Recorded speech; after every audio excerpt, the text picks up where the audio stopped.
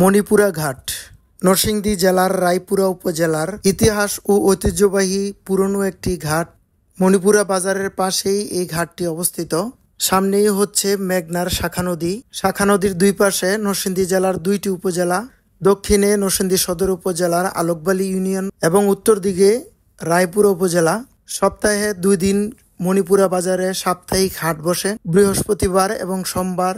সাপ্তাহিক হাটের দিন ব্রাহ্মণবাড়িয়ার নবীনগর থেকেও মানুষ আসে এই হাটে।